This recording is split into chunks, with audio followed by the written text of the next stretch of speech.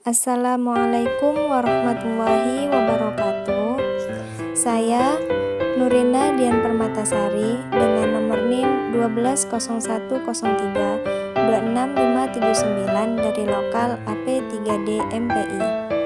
Baiklah, di sini saya akan membahas mengenai soal-soal ujian akhir semester saya dalam mata kuliah Manajemen Peserta Didik. Soal yang pertama ialah sebutkan kegiatan apa saja yang termasuk dalam manajemen peserta didik, jelaskan dan berikan contohnya. Baiklah, adapun kegiatan yang termasuk dalam manajemen peserta didik serta contoh-contoh dari kegiatan tersebut adalah yang pertama, yaitu perencanaan terhadap peserta didik. Nah, perencanaan terhadap peserta didik ini ialah awal yang dilakukan oleh para tenaga pendidik dan kependidikan terhadap para peserta didik yang baru masuk ke dalam sekolah tersebut, mulai dari alur pendaftaran, lalu kemudian masa orientasi siswanya, dan kemudian masa masuk siswa tersebut untuk kegiatan belajar yang lebih efektif. Kemudian yang kedua yaitu pembinaan peserta didik. Nah, pembinaan peserta didik ini adalah cara yang dilakukan tenaga pendidik atau tenaga kependidikan yang dilakukan ke peserta didik untuk membina kepribadian para peserta didik dalam lingkungan sekolah tersebut. Nah, pembinaan peserta didik ini contohnya itu meliputi yaitu daftar kehadiran siswa, kemudian daftar masuk siswa dalam kesehariannya dalam kegiatan belajar mengajar. Lalu yang keempat yaitu evaluasi peserta didik. Nah, evaluasi peserta didik ini ialah layanan yang dilakukan oleh tenaga pendidik dan kependidikan kepada peserta didik untuk memberikan suatu penilaian terhadap peserta didik agar menjadi lebih baik lagi. Contohnya ialah seperti pada saat proses pembagian rapor, tenaga pendidik biasanya akan menuliskan beberapa evaluasi terhadap peserta didik agar peserta didik kemudian hari bisa menjadi lebih baik lagi. Selanjutnya yaitu mutasi peserta didik. Nah, mutasi peserta didik ini ialah perpindahan peserta didik dari kelas yang satu ke kelas yang lain. Maksudnya ialah untuk kenaikan kelas.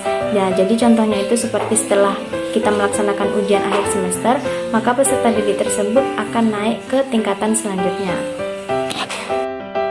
Soal kedua yaitu bagaimanakah pandangan saudara tentang manajemen peserta didik berdasarkan bidang garapan administrasi pendidikan serta jelaskan secara singkat. Jadi menurut saya, manajemen peserta didik ini merupakan bagian dari administrasi lembaga pendidikan atau lingkungan sekolah, di mana terdapat dua inti kegiatan dalam administrasi pendidikan, yaitu sebagai pembuatan kebijakan dan pelaksana dari kebijakan tersebut. Dalam hal ini, manajemen peserta didik merupakan pelaksana dari kebijakan itu sendiri, di mana seorang manajer pendidikan atau yang disebut juga dengan kepala sekolah dan wakil kesiswaan harus mampu menjalankan kebijakan yang telah dibuat bersama oleh seluruh stakeholders yang berada dalam lingkungan lembaga pendidikan tersebut.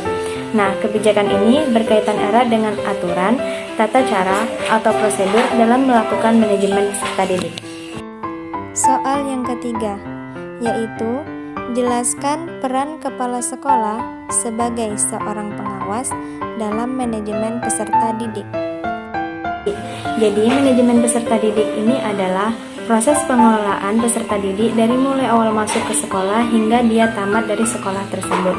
Nah, jadi pertanyaannya, apa sih peran dari kepala sekolah sebagai pengawas di manajemen peserta didik?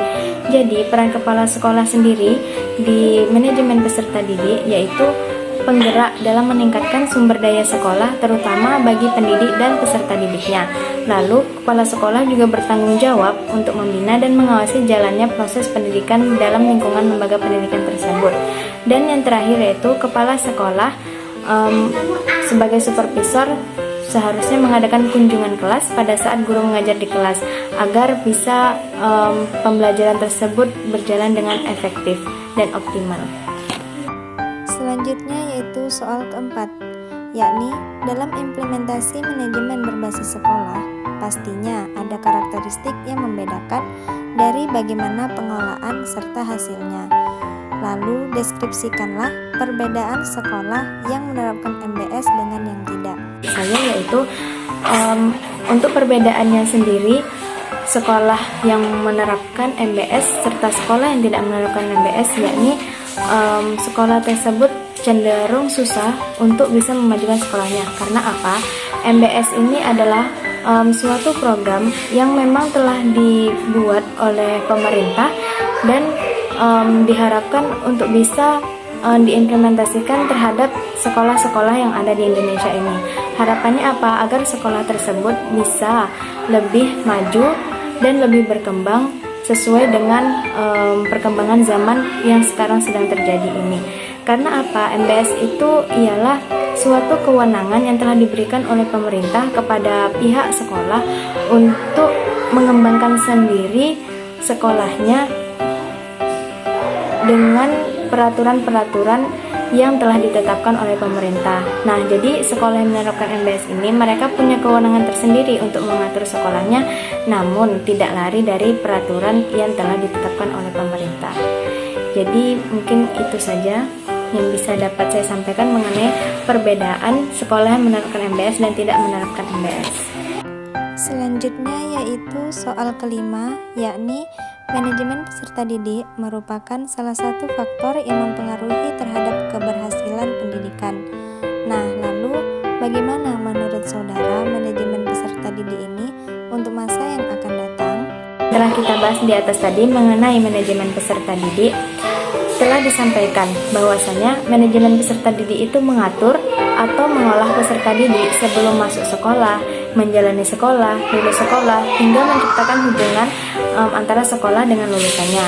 Tak lain tujuannya ialah agar peserta didik lebih berkualitas, yang pada gilirannya akan meningkatkan kualitas pendidikan di masa yang mendatang.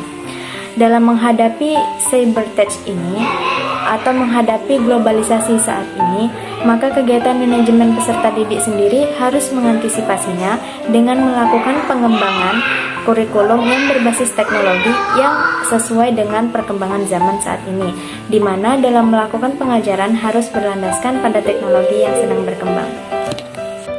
Mungkin cukup sekian yang dapat saya sampaikan mengenai jawaban soal ujian akhir semester saya dalam mata kuliah manajemen peserta didik.